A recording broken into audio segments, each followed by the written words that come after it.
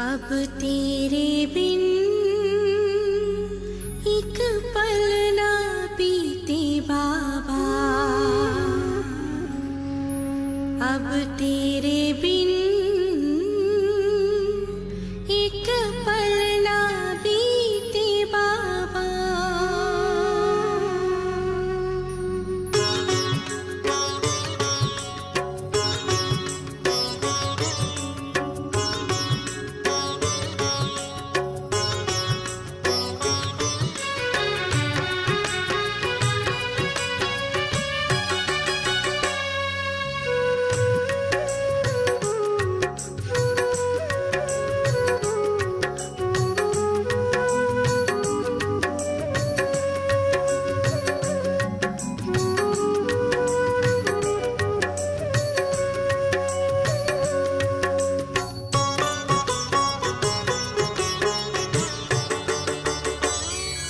अब तेरे बिन एक पल ना बीते बाबा, अब तेरे बिन एक पल ना बीते बाबा। किस्मत ने है तुझसे मिलाया, देखे अब तेरा ही साया, सदियों से तुझको ही ढूंढते थे बाबा,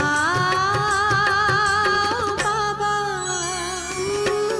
अब तेरे बिन एक पल ना बीते बाबा, अब तेरे बिन एक पल ना बीते बाबा।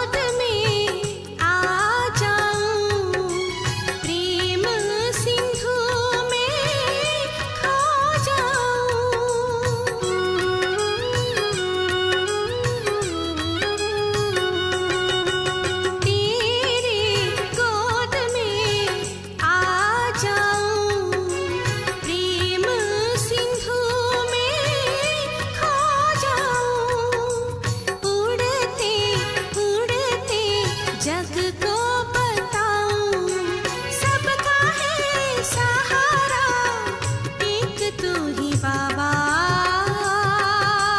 बाबा। अब तेरे बिन एक पल ना बीते बाबा, अब तेरे बिन एक पल ना बीते बाबा।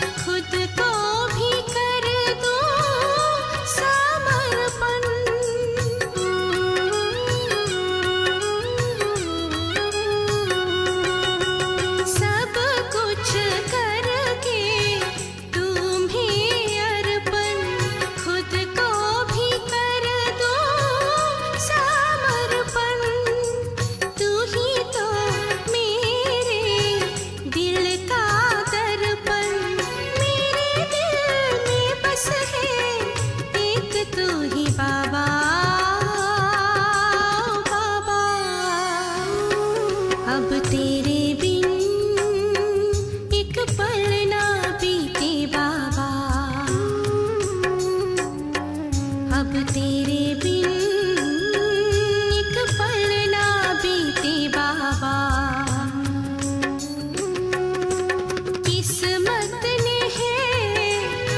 तुझसे मिलाया, देखे अब ये तेरा ही साया, सदियों से तुझको ही ढूंढते थे बाबा, बाबा। अब तेरे बिन एक पल ना बीते बाबा, अब तेरे बिन एक पल ना बीते बाबा, अब तेरे बिन एक पल ना बीते बाबा।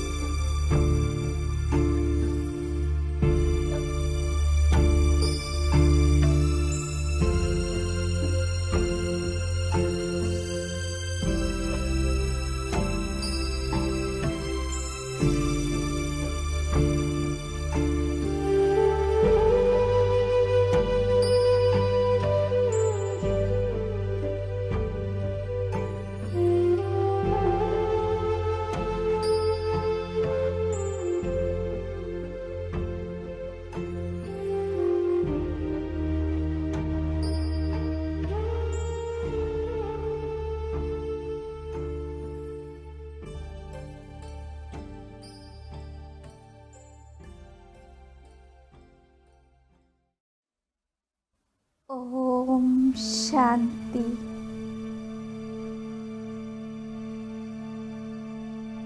నాలాంటి అదృష్టవంతులు పూర్తి ప్రపంచంలో ఎవ్వరూ లేరు. వాహ్ మేరా భాగ్య వాహ్. వాహ్ బాబా వాహ్. వాహ్ డ్రామా వాహ్.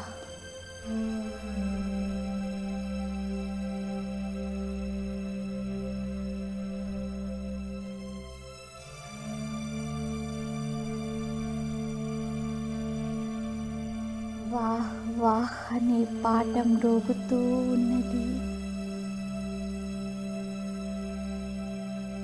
ధన్యవాదాలు బాబా, ధన్యవాదాలు.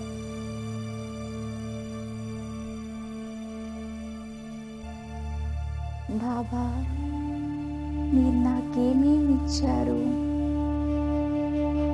ఎలా ఉండేవారిని ఎలా తయారు చేశారు? కొంత సమయము విచార సాగర మదనం చేద్దాము. ఎలాగుండేవారిని ఎలా తయారు చేశారు?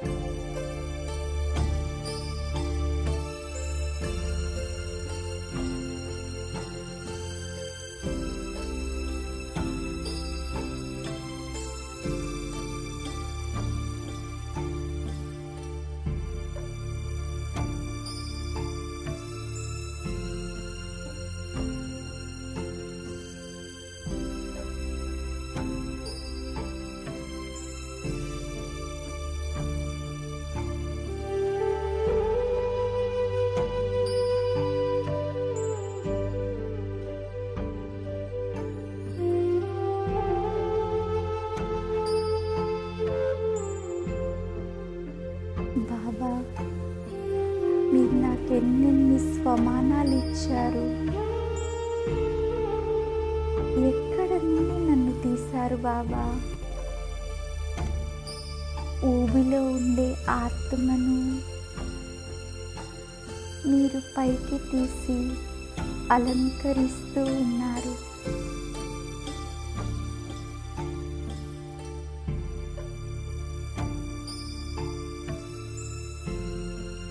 ఎంత నశ ఉండాలి!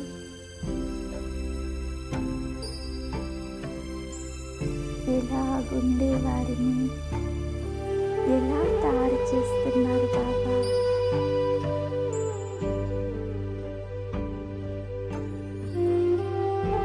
నేనెంతటి అదృష్టవంత ఆత్మని! నేను పదమ భాగ్యశాలి ఆత్మను.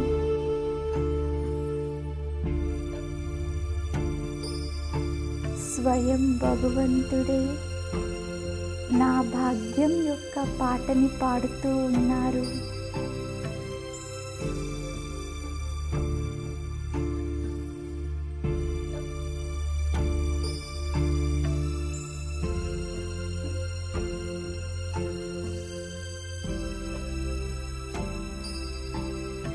ఇదెంత పెద్దటి స్వమానము!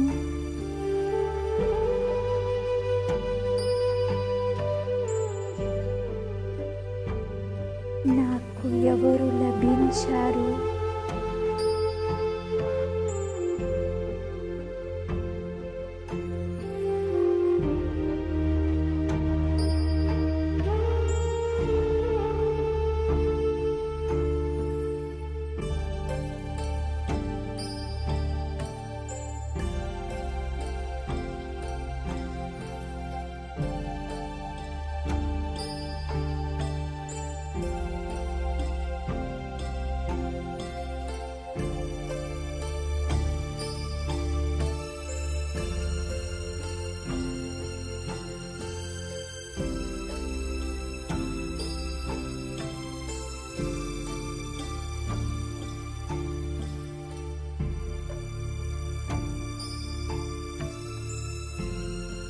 ఎలా ఉండే వారిని ఎలా తయారు చేశారు బాబా?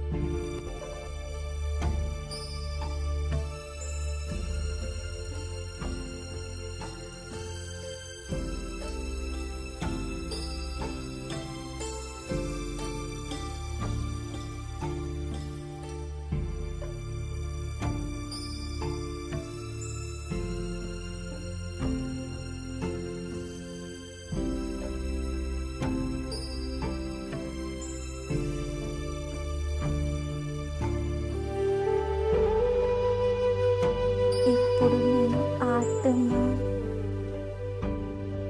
మస్తకంలో స్థితి ఉన్నాను.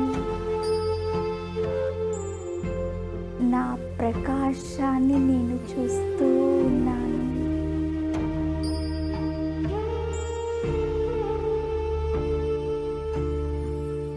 నా నలువైపులా ప్రకాశ వలయాలని అనుభవం చేస్తున్నాను.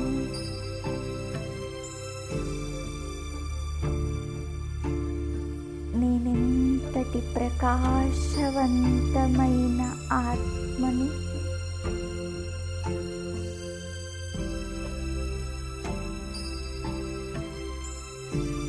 నా నలువైపులా ప్రకాశమే ప్రకాశము.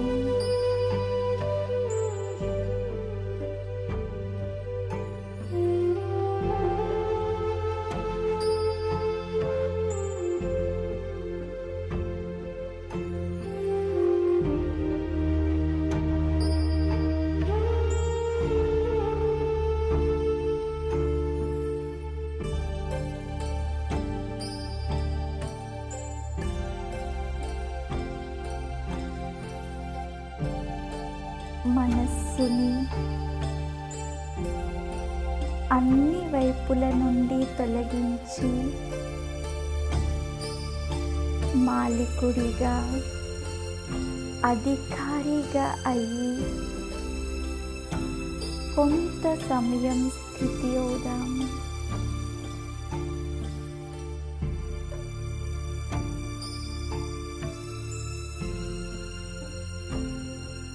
ఏకాగ్ర స్థితిలో కూర్చుని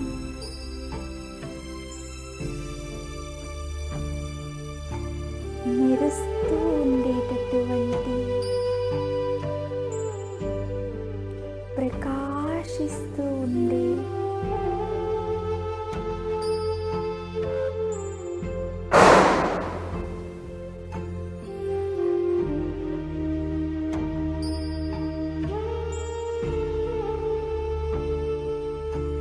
ఆత్మను నేను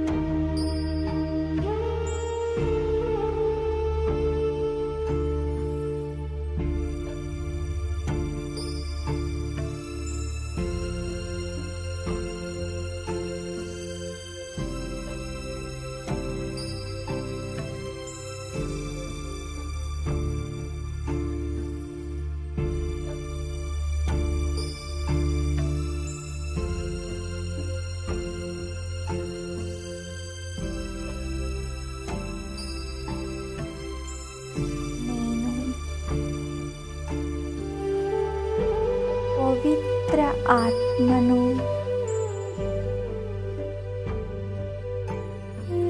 నా నలువైపులా ప్రకాశమే ప్రకాశము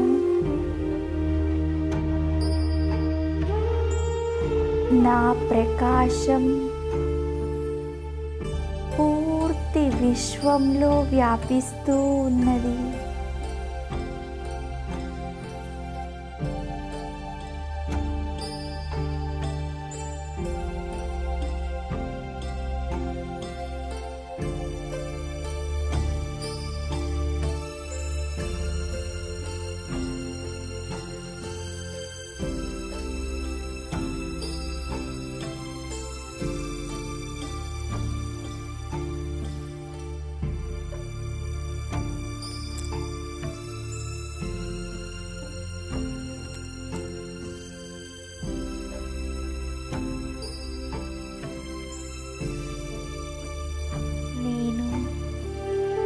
పవిత్ర ఆత్మను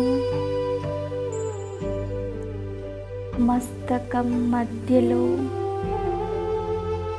ఆ ప్రకాశాన్ని అనుభవం చేస్తున్నాను.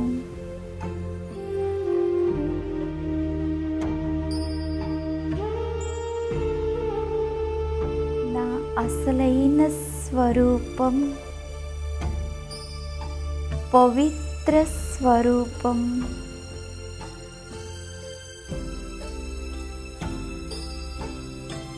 నేను ఆత్మ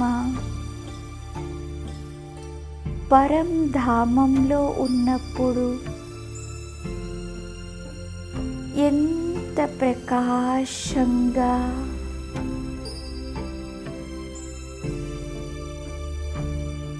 ఎంత మెరుస్తూ ఉన్నాను.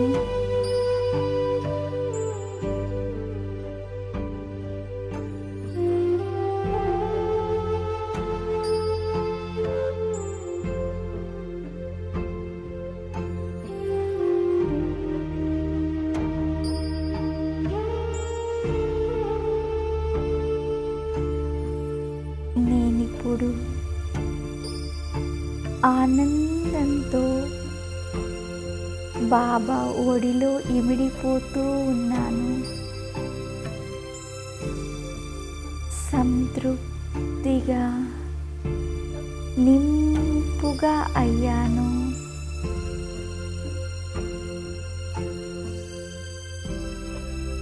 ఇప్పుడు నాకు ఏమీ అవసరం లేదు.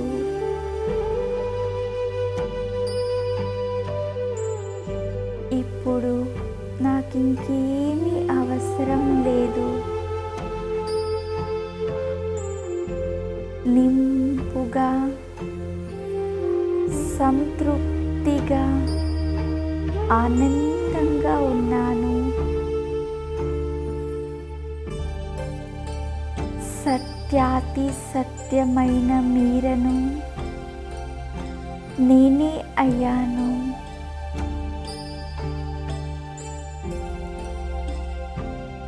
భగవంతుడు నాకు లభించారు.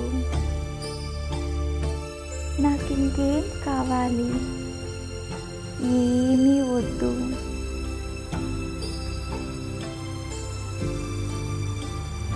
భగవంతుణ్ణి పొందుకున్న తరువాత అన్నీ నిస్సారమే.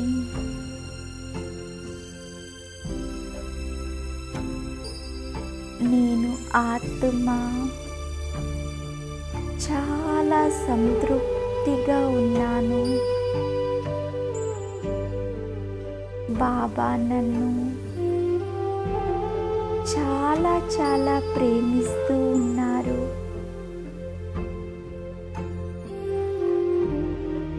బాబా ప్రేమను నేను పొందుకుంటూ ఉన్నాను.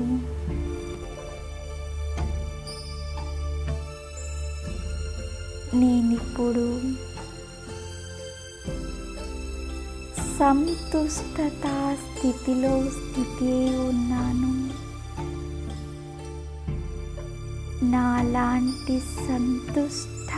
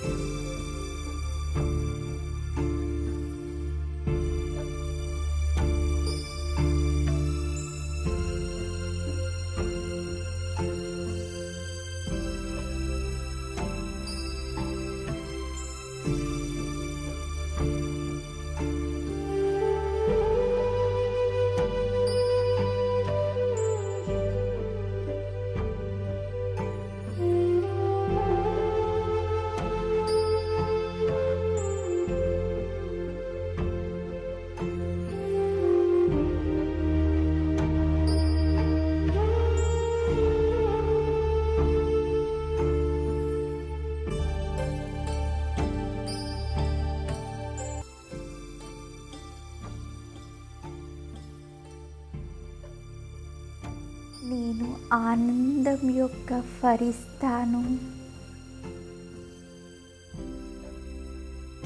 నేను ప్రకాశ స్వరూపాన్ని. నా ప్రకాశం పూర్తి విశ్వంలో వ్యాపిస్తూ ఉన్నది.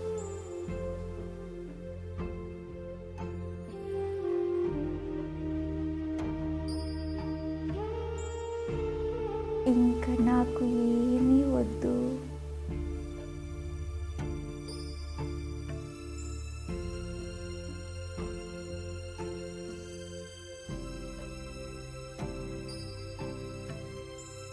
నేను ఆనందం యొక్క ఫరిస్తాను. ఆనందంతో నింపుగా ఉన్నాను. నాకు ఏమీ వద్దు.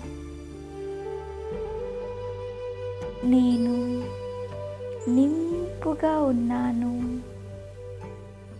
ఆనందంతో నింపుగా ఉన్నాను. సంతృప్తిగా ఉన్నాను.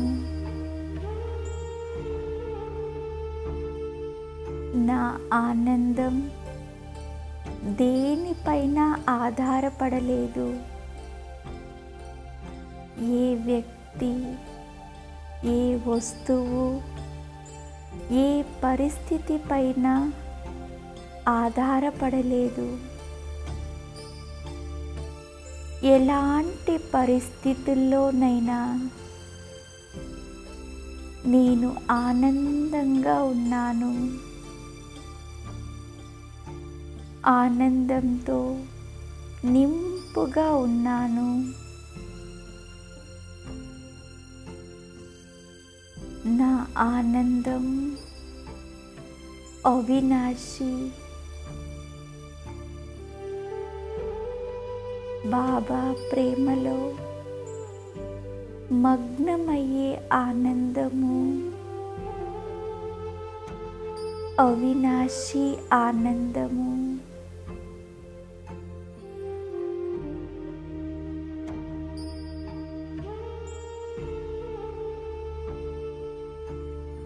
ఈ ఏకాగ్ర స్థితిలోని ఆనందము, ఈ ఏకాగ్ర స్థితిలోని సత్యమైన ఆనందము, నింపుతనము.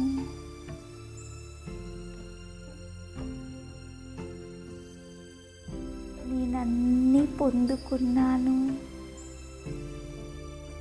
నాకింకేమీ వద్దు.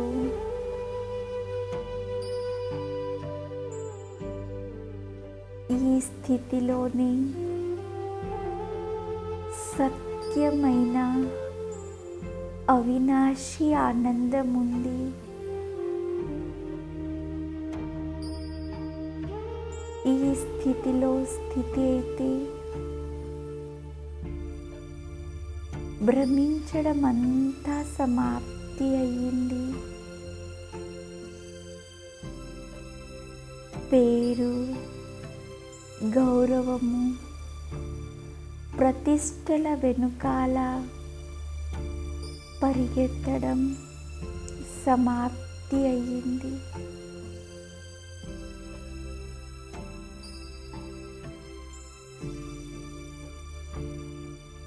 बाबा मिला, सब कुछ मिला.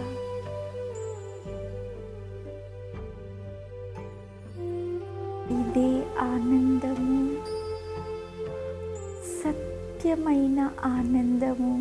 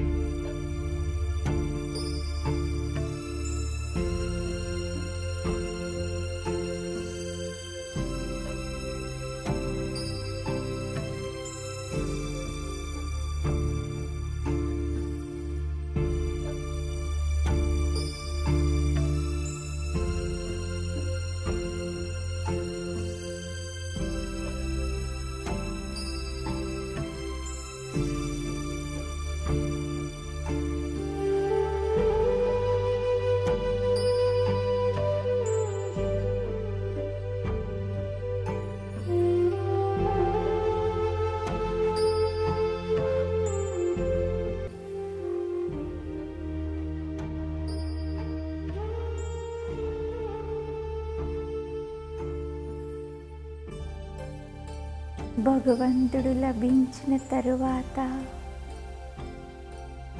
అన్ని నిస్సారమే.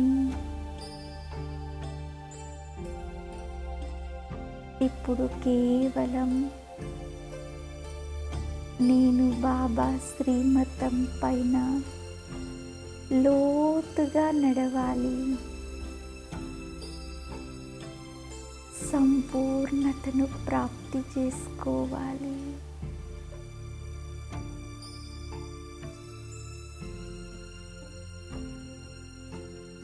అచ్చా, ఓం శాంతి.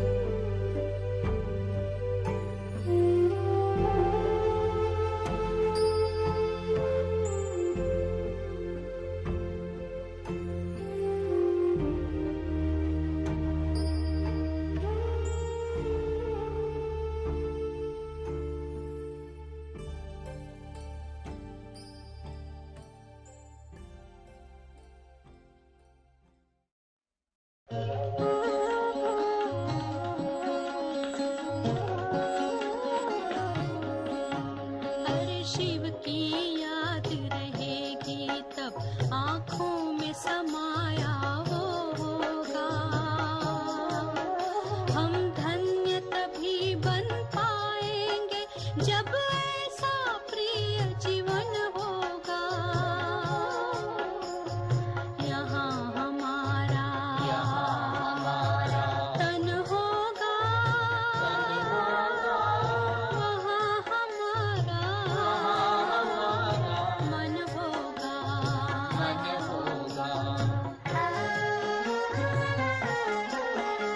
जहाँ होता है मानव का धन, वहीं होता है उसका मन। इसलिए परमात्मा ने बताया, मुझसे लगा लो अपना मन। हमसा नहीं कोई जमाने में, रचना रचता का ज्ञान जिसे, पर ऐसा भी बनना होगा नहीं कभी अभिमान जिसे। यहाँ हमारा तन होगा, वहाँ हमारा मन होगा।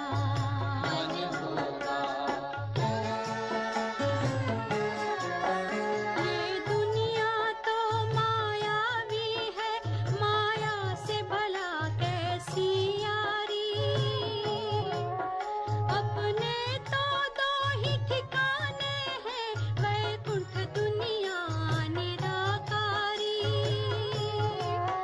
धुंधला सा अंधियारा है, दीपक से उजियारा होगा। ये आँख भी तन का दीपक है, ये ज्ञान जीवन दीपक होगा। यहाँ हमारा तन होगा, वहाँ हमारा मन होगा। अरे शिव की याद रहेगी तब आँखों में समाया वो होगा। हम धन्य तभी बन पाएंगे जब ऐसा प्रिय जीवन होगा। यहाँ हमारा तन होगा, वहाँ हमारा मन होगा।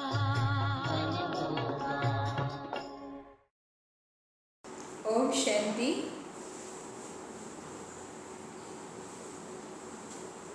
బాబా పిల్లలైన తర్వాత ప్రతి వాడికి కూడా బాబా విశేషంగా 4 సబ్జెక్టులు, ఒక విశేషమైన సబ్జెక్టు స్మృతి కోసము బాబా చెప్తుంటారు. అందులో ఆ స్మృతి కోసము లేదా యోగం కోసము విశేషంగా మనలో ఒక దృఢత్వం ఉండాలి. ఎక్కడ దృఢత్వం ఉంటుందో అక్కడ బాబా యొక్క శక్తి మరి ఆత్మిక శక్తి కూడా కలుగుతుంది. అయితే అలాంటి ఒక శక్తిని మనం ప్రాప్తి చేసుకోవాలంటే మన మనసులో మనకి విశేషమైన ఒక ఆనందము కూడా కలుగుతుంది. అయితే దృఢత్వం అనేది మనకి ఎట్లా ఉంటుంది అంటే ఏదైనా ఒక అది గొప్ప పని ఉండొచ్చు, లేక అసంభవమైన విషయాలు కూడా సంభవంగా చేస్తుంది. అయితే ఆ దృఢత్వంలో కొన్ని విషయాలు మనం ఇప్పుడు తెలుసుకుంటాము. అయితే ఆ దృఢత్వం ఎక్కడ ఉంటుందో అక్కడ మన యొక్క స్థితి లేక మన యొక్క మనస్సు నిశ్చలంగా ఉంటుంది.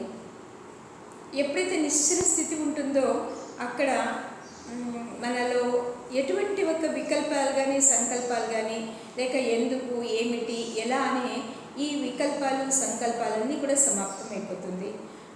ఏదైనా పని మనం చేసేటప్పుడు ఒక దృఢ సంకల్పంతో చేయాలి. ఆ దృఢ సంకల్పమే మనకి శక్తి ఇస్తూ ఉంటుంది. కొన్ని వేళల్లో ఏమవుతుందంటే ఇతరుల యొక్క సాంగత్యం నుండి పరిసరం నుండి వికల్పాలు వస్తాయి. అవుతుందా, అవ్వదా, కాదు, లేదు అనే సంకల్పం వస్తుంది. కానీ ఎప్పుడైతే మనలో మనకి ఎప్పుడైతే దృఢంగా ఉంటుందో మనస్సు, అప్పుడు ఎటువంటి కష్టాలు కూడా అందులో అనిపించదు. కష్టకరమైన విషయాలు ఉన్నా కూడా అదేమైపోతుందంటే సులభం అయిపోతుంది. ఇప్పుడు ఎవరైనా ఒకరు స్నేహితులుగా ఉంటారనుకోండి, వాళ్ళతో మనకు చాలా ప్రేమ ఉంటుంది, ప్రీతి ఉంటుంది. అప్పుడు ఎంత కష్టకరమైన విషయాలు ఉన్నా కూడా వాళ్ళ నుండి మనకి ఏమైనా బాధలు కలిగినా కూడా స్నేహంలో ఏం చేస్తామో మర్చిపోతూ ఉంటాం. అలాగే ఇది కూడా అంతే. మనలో ఎప్పుడైతే దృఢంగా ఉంటుందో మనస్సు, భగవంతుడి మీద ప్రేమ ఉంటుందో, ప్రీతి ఉంటుందో, భగవంతుడి మీద ఆప్యాయత ఉంటుందో, లేక ఆ విశ్వాసం ఉంటుందో, అప్పుడు మనలో ఏ వికల్పాలు కూడా రావడం సాధ్యమే లేదు. అయితే అంత దృఢత్వం మన మనసులో ఉందా? దృఢత్వం అనేది ఒక తపస్సు. పూర్వకాలంలో సాధులు, సన్యాసులు, ఋషి మునిలు వీళ్ళందరూ కూడా హిమాలయ పర్వతం మీద వెళ్ళి తపస్సు చేస్తూ ఉన్నారు అంటే అర్థం ఏంటి? కేవలం వాళ్ళలో ఆ దృఢ సంకల్పం.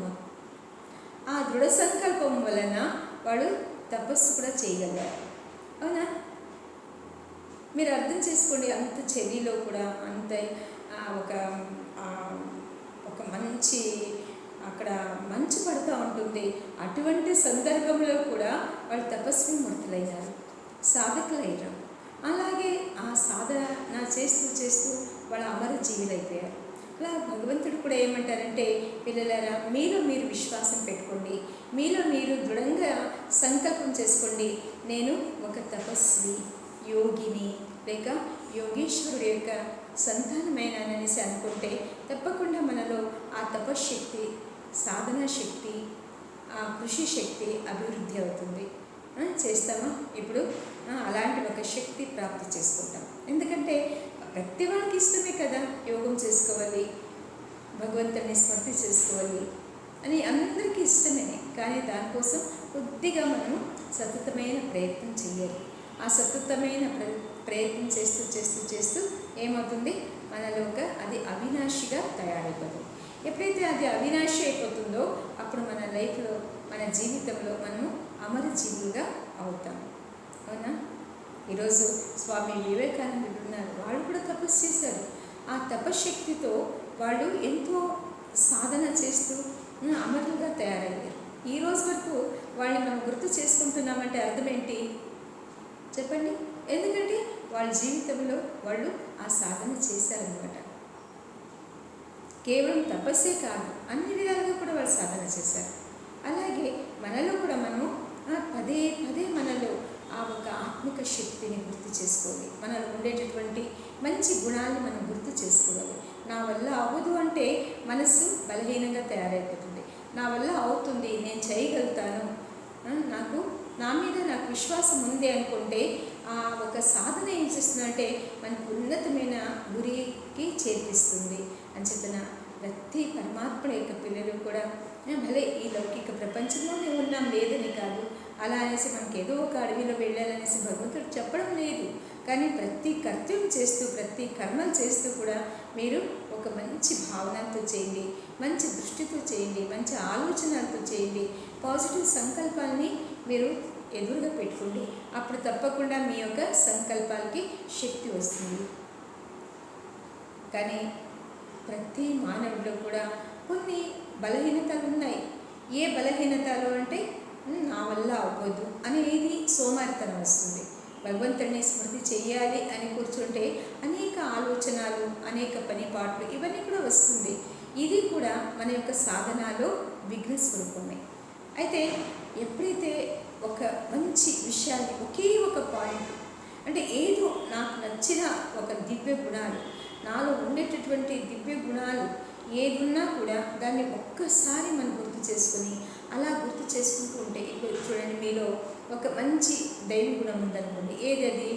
ఒక సహన శక్తి ఉంది, లేక ప్రేమ శక్తి ఉంది, దయాశక్తి ఉంది, ఏదైనా మీలో ఉంటుంది. ప్రతి వాళ్ళలో కూడా మంచి ఒక శక్తి తప్పకుండా ఉంది, మంచి గుణాలు ఉన్నాయి.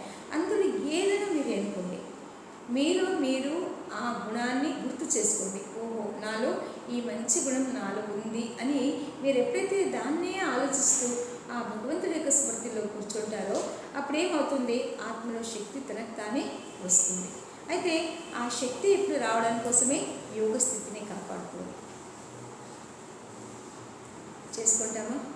లేదా నాలో అవ్వదు, నేను చేయలేను, నా వల్ల కాదు, ఇదంతా కూడా మన స్థితిలోకి మనం వెళ్ళడానికి ఇవ్వదు. అంటే అంతర్ముఖిగా కావడానికి ఇవ్వదు. అంతరాత్మలో ఎన్నో మంచి గుణాలు మనలో ఉన్నాయి. ఏ విధంగా సముద్రం లోతుకు వెళ్తే ఎన్ని రత్నాలు కనిపిస్తాయి, కానీ వెళ్ళలే కదా. అలాగే ఎవరైతే అంతర్ముఖిగా ఉంటారో వాళ్ళు సదా సుఖి స్వరూపంగా ఉంటారు. అంతేకాకుండా అంతర్ముఖి సదా సుఖి అంటారు. అయితే ఆ అంతర్ముఖత స్థితి అంటే ఏంటి? బాహ్య స్థితిలో రావడం మనకి అందరికీ కూడా చాలా సులభమైన సబ్జెక్ట్. ఎవరి దగ్గర మాట్లాడండి అనేసి, లేక ఏదైనా అలాగా ఒకవేళ ఆ స్థితిని మనం గుర్తు చేసుకోవాలన్నా కూడా చేసుకోలేక, మన మంచి గుణాలని మనం గుర్తు చేసుకోలేక ఏదైనా పరిస్థితిని గుర్తు చేసుకుంటూ ఉంటే అప్పుడు ఏమవుతుంది? మరి అంత ఆత్మ లేక మన మనసు బలహీనంగా తయారైపోతుంది. అంచేతన ఇవన్నీ కూడా కొద్ది కొద్దిగా మనం మరవాలి. ఈ వ్యర్థ వికల్పాలు సంకల్పాలు మరవాలి. వ్యర్థ వికల్ప సంకల్పాలు కూడా ఎప్పుడు మరవగలుగుతామంటే సమర్థ సంకల్పాలు, శ్రేష్టమైన సంకల్పాలు, శ్రేష్టమైన ఆలోచనలు చేసుకుంటే మాత్రమే వ్యర్థ వికల్పాలు, వ్యర్థ సంకల్పాల నుండి మనం దూరంగా ఉండగలుగుతాం. ఎవరికి ఇష్టం ఉంది వ్యర్థ వికల్పాలు సంకల్పాలు చెయ్యాలి, లేక వ్యర్థంగా ఆలోచించాలి అనేసి ఎవరికి ఇష్టం ఉంది? ఎవరికీ ఇష్టం లేదు. కానీ తనకు తానే వస్తుంది. అది తనకు తానే వచ్చినప్పుడు దాన్ని పరివర్తన చేసుకోవడమే ఆత్మబలం, ఆత్మశక్తి. అది ఎప్పుడైతే మనల్ని కాపాడుకుంటామో అప్పుడు మనలోకి ఒక దివ్యమైన శక్తి వస్తుంది. ఆ దివ్యమైన శక్తి మనలో ఎప్పుడైతే వస్తుందో అనేక పరిస్థితుల్లో కూడా మన మనస్సు తేలిగ్గా ఉంటుంది. ఈరోజు కలియుగంలో ప్రతి వారి యొక్క మనసు ఎలా ఉంది? అవునా లేదా? బరువుగా ఉంటుంది, బేజారుగా ఉంటుంది, నిశక్తిగా ఉంటుంది. ఏవేవో ఆలోచించి శారీరక మానసిక శక్తిని మనం పోగొట్టుకుంటున్నాం. దాని ప్రభావమే ఈరోజు శారీరక అనారోగ్యానికి అది కారణం అయిపోతుంది. అందుచేసిన దయచేసి ఇలాంటివన్నీ విషయాలు ఇప్పటి నుండి మరవండి. ఎప్పుడైతే పాజిటివ్ సంకల్పాలు, మంచి సంకల్పాలు చేస్తూ ఉంటామో వ్యర్థ వికల్పాలు రాదు. ఎందుకు వస్తుంది? మంచిది ఆలోచించి అదే సంస్కారం అయిపోతే అప్పుడు వ్యర్థమైన సంస్కారాన్ని రాదు, వ్యర్థ ఆలోచనలు రాదు. వ్యర్థ ఆలోచనల నుండి మనం సమాప్తం కావాలి అని అంటే, ఇలాగ వ్యర్థం నుండి దూరంగా ఉండాలంటే మంచి ఆలోచనలు చేసుకోండి, బిజీ అయిపోండి. ఎప్పుడైతే మంచి ఆలోచనలు చేసుకుంటూ ఉంటారో అప్పుడు చెడు ఆలోచన తనకు తానైపోతుంది. అవునా లేదా? కొద్దిగా ఆలోచించండి. ఇప్పుడు ఎవరిదో చెత్త చెదారా ఇవన్నీ తీసుకొని మన ఇంట్లో పెట్టుకుంటామేంటి? లేదు కదా. మన ఇంట్లో ఉన్నదాన్ని మనం క్లీన్ చేసుకుంటాము, దాన్ని ఎత్తి పడేస్తూ ఉంటాం, బయట పడేస్తామా లేదా? అన్నప్పుడు వాళ్ళిలాగా వీళ్ళిలాగా అనేసి మనం వాళ్ళ కోసం ఆలోచించి నా మనసుని నేనెందుకు చర్పించుకోవాలి, నా మనసులో నేనెందుకు బరువు మోసుకోవాలి? అది వదిలేసి ఇప్పుడు నాలో ఉండేటటువంటి మంచి గుణాన్ని నేనే గుర్తు చేసుకోవాలి. నాలో ఉండేటటువంటి విశేషాన్ని నేను గుర్తు చేసుకుంటే అప్పుడు నాకు ఒక ఆనందం అనిపిస్తుంది, మనసు తేలిగ్గా ఉంటుంది, నా మనసే నాకు సాక్షిగా ఉంటుంది. లేక మన మనసులో మంచి కర్మలు చెయ్యాలనే ఒక భావనలు వస్తాయి. అంచేతన భగవంతుడి యొక్క పిల్లలు మనమందరూ కూడా ఈ జీవితం మనది చాలా అమూల్యమైనది.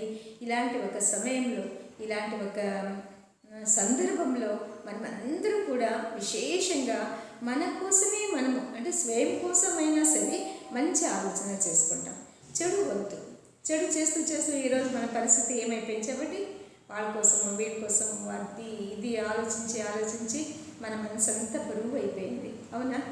ఒక్కసారి మీరు ఆలోచించండి, లోతుకి వెళ్ళండి. నిజమే కదా, నా మనసులో ఎటువంటి శాంతి లేదు, నెమ్మది లేదు, సుఖం కూడా లేదు.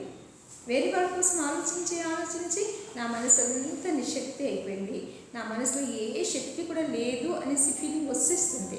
అయితే భగవంతుడు ఏం చెప్తారంటే, పిల్లలారా అలా కాదు, మీరు మంచి గుణాలు ఉన్నాయి, దాన్ని గుర్తు చేసుకోండి. దాన్ని ఎప్పుడైతే మీరు గుర్తు చేసుకుంటారో, భలే ఎక్కువ లేకపోయినా కూడా 1, 2, 3, 4, 5 ఉంటుంది. అందుకు ఏది మీకు ఇష్టమో ఆ గుణాన్ని ధారణ చేసుకోండి, ఆ గుణాన్ని గుర్తు చేసుకోండి. ఆ గుణాన్ని ధారణ చేసుకొని లేక గుర్తు చేసుకుంటూ ఉంటే ఇదో మనసుకి నెమ్మది ఉంటుంది, తృప్తి ఉంటుంది, తేలిగ్గా ఉంటుంది మనస్సు. మరి ఆలోచనలు ఎందుకు? వేరు ఆలోచనలన్నీ చేయాలి, ఏం జరగలో అలాగే జరుగుతుంది.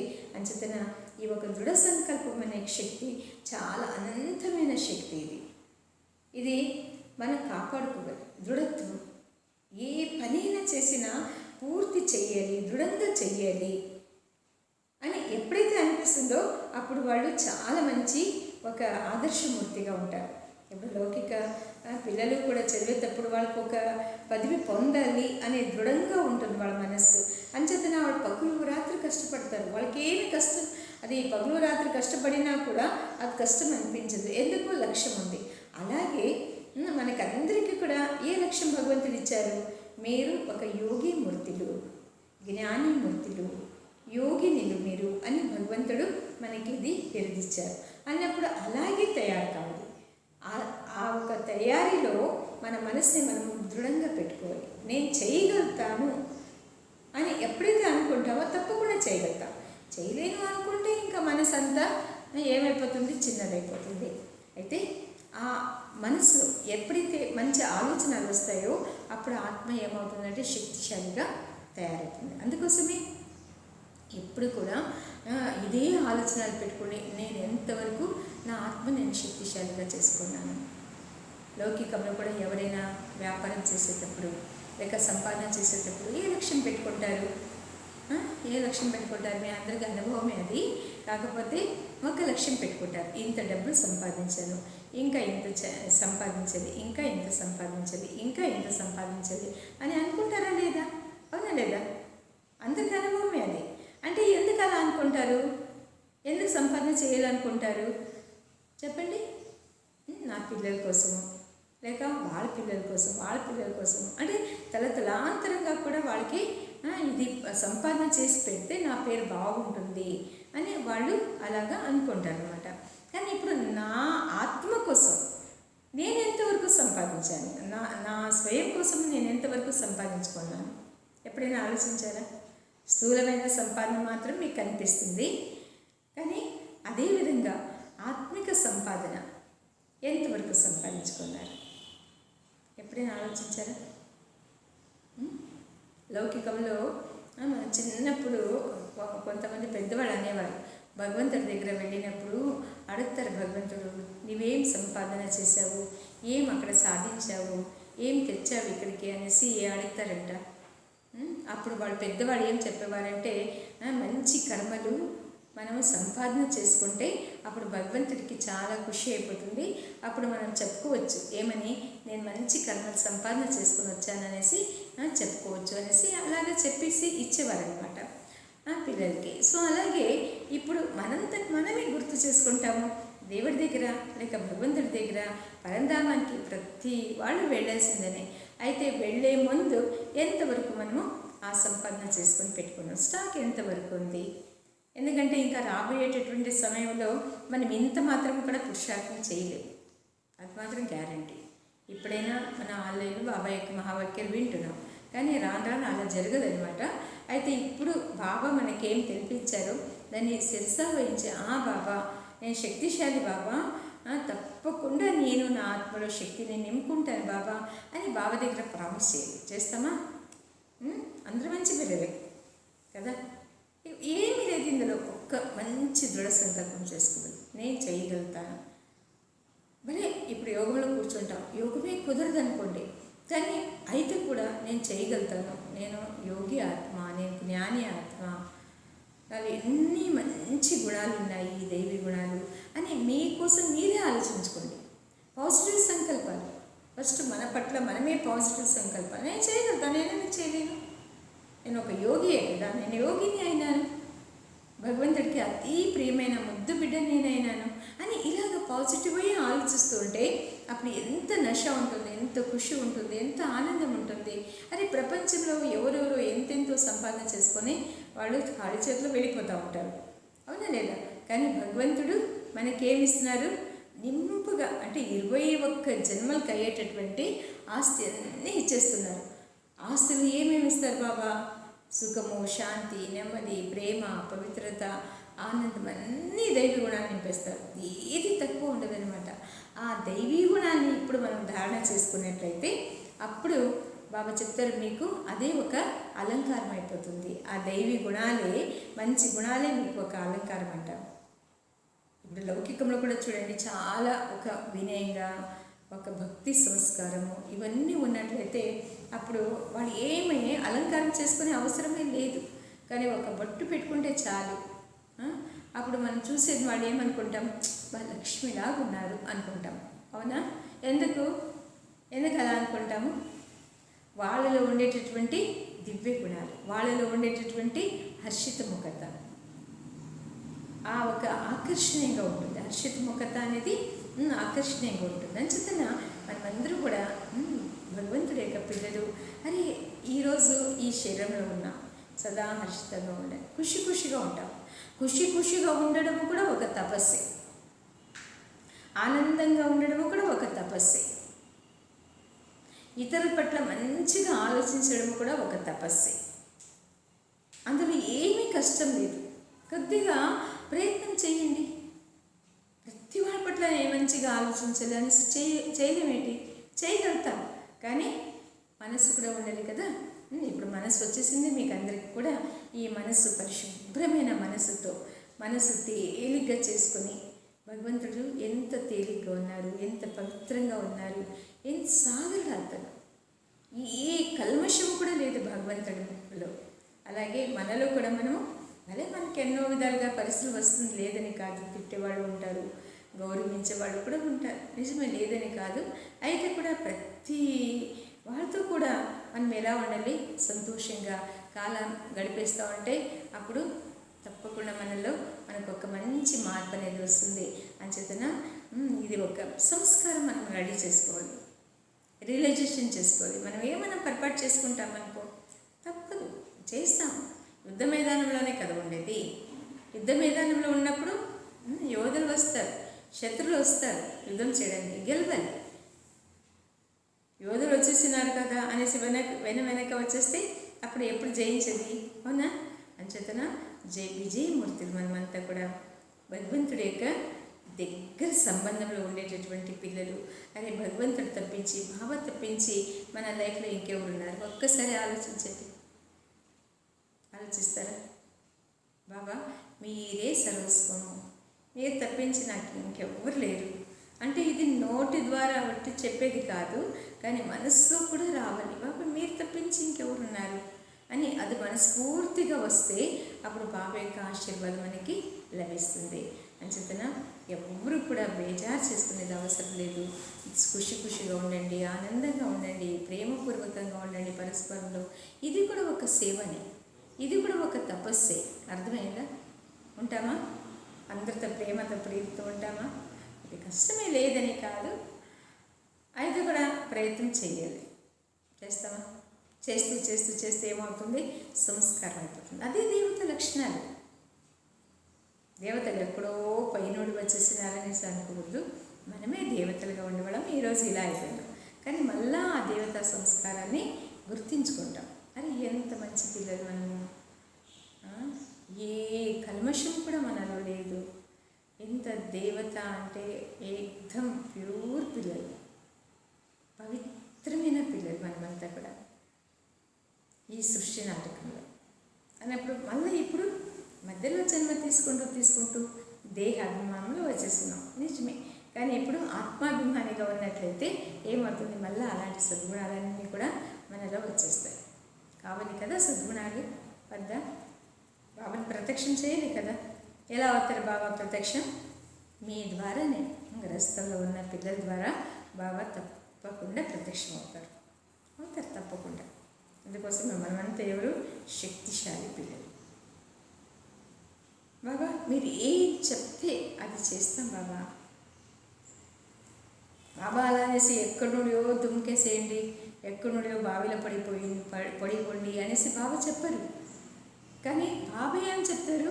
మంచి కర్మలే చెయ్యండి, ఎవరితో కూడా మీరు జగడం చెయ్యొద్దు, ఎవరితో కూడా మీరు ద్వేషం పెట్టుకోవద్దు, ఎవరి మీద కూడా మీ అభిమానం అహంకారాన్ని చూపించద్దు. ఇదంతా భగవంతుడి యొక్క సత్యమైన ఒక సందేశం.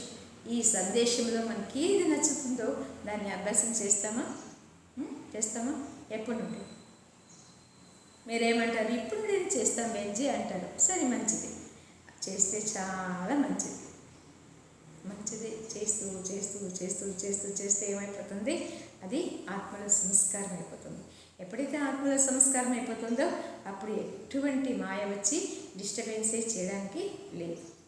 ఇప్పుడైనా మనం అనుకుంటాం యోగం కుదరదు, లేక ఎట్లా యోగం చేస్తాము, ఇదంతా కూడా. కానీ రాను రాను రాను రాను ఏమైపోతుందంటే కంప్లీట్గా ఒక దేవతా స్వరూపం.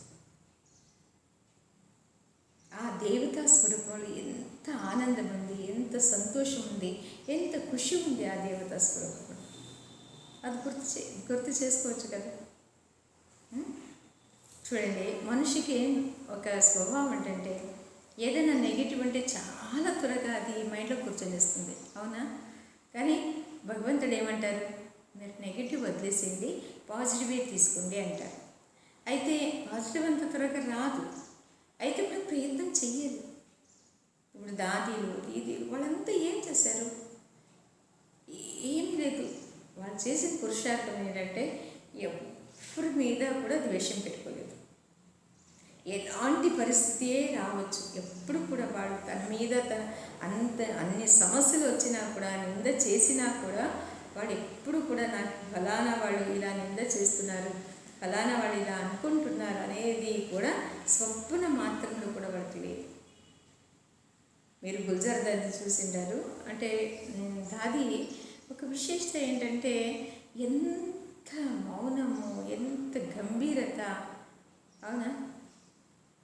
ఒకసారి గుల్జార్ దాది ఎక్స్పీరియన్స్ చెప్తారనమాట. ఒకసారి డాక్టర్ దగ్గర వెళ్ళారంట. ఎవరు? గుల్జార్ దాది. మళ్ళీ వాళ్ళ బ్రహ్మణి డాక్టర్ దగ్గర వెళ్ళారు.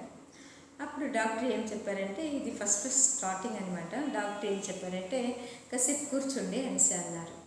వాళ్ళు అలాగే బయట కూర్చున్నారనమాట. కుర్చీ మీద కూర్చున్నారు. దాది ఎందుకు ఇంత లేటు అని కూడా అడగలేదంట. చూడండి, మన అంతలోపల ఎన్నిసార్లు ఏమైపోయారు డాక్టర్, ఇంకా పిలవలేదు బాబు, నాకు చాలా విచారిస్తూ ఉంది అనేసి అప్పటికే ఎన్నోసార్లు అనుకొని ఇస్తాం, అవునా? కానీ దాది ఎప్పుడు కూడా ఎంతసేపు వెయిట్ చేసినా కూడా దాది ఎప్పుడు కూడా ఇంతసేపు ఎందుకు అనేసి కూడా అడగలేదంట. అది విశేషత, అది సహనశీలత, అది నిజమైన తపస్సు. అప్పుడు అక్కయ్య అడిగారంట, దాది ఇంతసేపు కూర్చున్నాం కదా, మీరు ఒక్కసారి అయినా అడగలేదు, నాకు బోర్ అయిపోతూ ఉంది, ఏమి ఇంకా పిలవలేదు కదా అనేసి మీరు ఏం అడగలేదు అనేసి అడిగితే అప్పుడు దాది చెప్పారంట, अरे मैं क्या करूँ, मैं बाबा को याद कर रही हूँ, बाबा से मैं बातें कर रही हूँ, मेरे साथ बाबा है, నేనేం చేస్తాను, బాబా నాకు తోడుగా ఉన్నారు, బాబాతో మాట్లాడుతున్నా నేను అంటే ఏంటి? అప్పుడు కూడా యోగ స్థితిలోకి దాది వెళ్ళిపోయేవారు అనమాట, అవునా? మనం అలా చేస్తున్నామా? ఒక్కసారి అనుకోండి, నేను నిజంగా కూడా అలా చేసుకుంటున్నానా? పదే పదే బాబా స్మృతి నాకు వస్తూ ఉందా? ఒక్కసారి గుర్తు చేసుకుంటే మనకు తెలిసిపోతుంది, అవును కదా, నాకు ఇది వీక్నెస్ ఉంది అని తెలిసిపోతుంది. మళ్ళీ ఆ వీక్నెస్ తెలిసిన తర్వాతనే మళ్ళీ నెక్స్ట్ మనం ఏం చేయాలనేది మనకు అర్థమవుతుంది. అదే రియలైజేషన్ శక్తి, అర్థమైందా? తపస్య శక్తితో రియలైజేషన్ అవుతుంది. వాళ్ళంతా చూడండి, వాళ్ళకి ఏం రియలైజేషన్ శక్తి అవసరం లేదు, తనకు తానే కంప్లీట్గా మౌనంగా ఉండిపోయారు. ఎందుకు ఇంత లేటు అని కూడా దాది అడగలేదు, సంకల్పంలో కూడా దాడలేదు. అది విశేషత, అది మహారథి పిల్లల యొక్క పురుషార్థం. మనమంతా మహారథులే కదా, అవునా లేదా? ఇప్పుడు ఏం చేస్తారు? ఏదైనా కానీ ఎవరు ఏమైనా చేసుకోవచ్చు, ఎవరు ఏమైనా అనుకోవచ్చు, కానీ నేను మాత్రం బాబా ఒక తపస్విమూర్తి, అంతే. నేను తపస్విమూర్తి అయినాను కాబట్టి ఎవరు ఏమన్నా చింతలేదు అని అలా సంకల్పం చేసుకోండి. మీ పట్ల మీరే మంచి భావనలతో ఉండండి. అప్పుడు మీకు ఏమీ కూడా కష్టం అనేసి అనిపించదు. అంచేతన మనమందరూ కూడా ఇప్పుడు ఒక్క సెకండ్ బాబాని గుర్తు చేసుకుంటామా? ఏది మీకు నచ్చింది పాయింట్ అది ధారణ చేసుకోండి. మళ్ళీ ఈ టైం మనకు దొరకదు, పురుషార్థానికి మళ్ళీ మనకి ఈ టైం దొరకదనమాట. ఆ తర్వాత ఎంతోమంది మన దగ్గర వస్తూ ఉంటారు, వాళ్ళకి తెలపడము, చేయడము, జ్ఞానం చెప్పడం, ఇందులోనే టైం పాస్ అయిపోతుంది. కానీ ఇప్పుడు తపస్సు చేయడానికి ఇప్పుడు మనకు టైం ఉంది.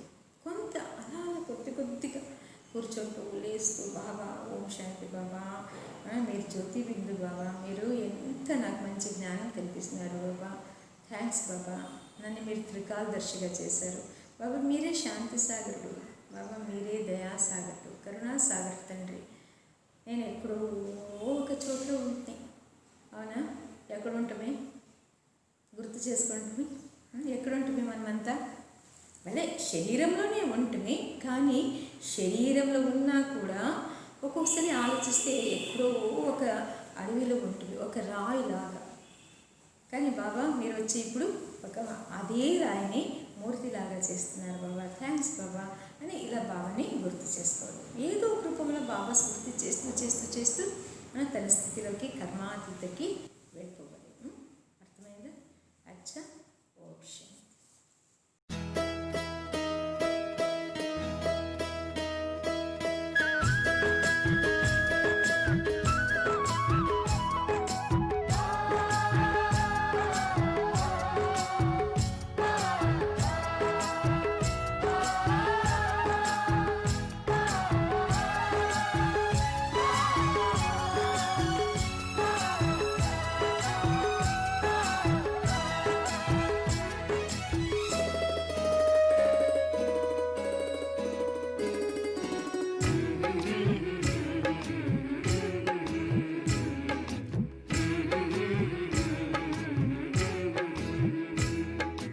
हर जन्म में बाबा तेरा साथ चाहिए, सिर पे मेरे बाबा तेरा हाथ चाहिए। हर जन्म में बाबा तेरा साथ चाहिए, सिर पे मेरे बाबा तेरा हाथ चाहिए। सिलसिला ये टूटना नहीं चाहिए, मुझको मेरी भक्ति का इनाम चाहिए। हर जन्म में बाबा तेरा साथ चाहिए, सिर पे मेरे बाबा तेरा हाथ चाहिए।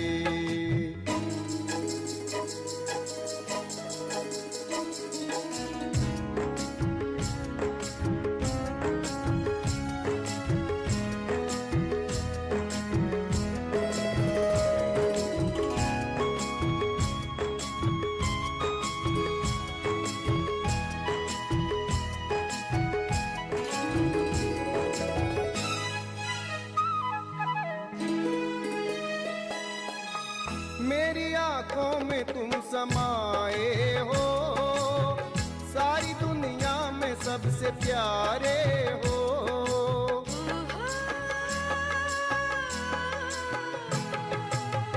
मेरी आंखों में तुम समाए हो, सारी दुनिया में सबसे प्यारे हो। मुझको तेरे प्यार की बरसात चाहिए, मुझको बस इतनी सी सौगात चाहिए। हर जन्म में बाबा तेरा साथ चाहिए, सिर पे मेरे बाबा तेरा हाथ चाहिए। हर जन्म में बाबा तेरा साथ चाहिए, सिर पे मेरे बाबा तेरा हाथ चाहिए।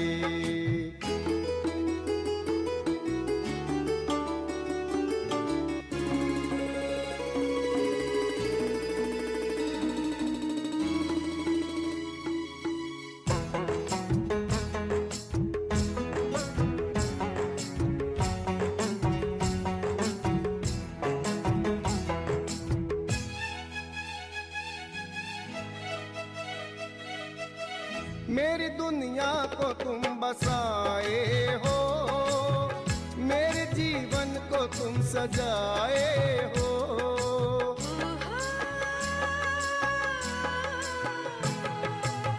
मेरी दुनिया को तुम बसाए हो, मेरे जीवन को तुम सजाए